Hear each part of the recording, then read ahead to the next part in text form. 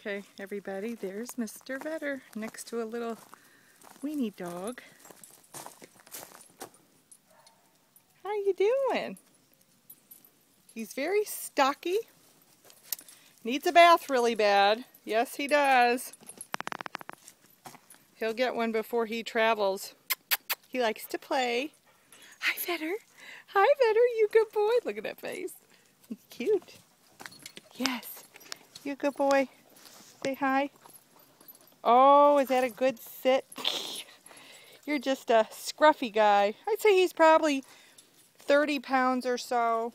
We did have a little trouble with his neuter, but it's healing up just fine.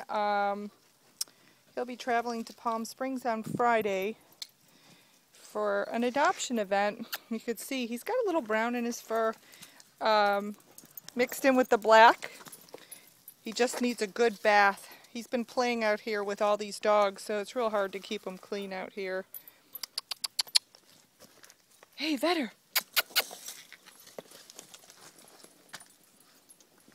You a good boy? Very good boy.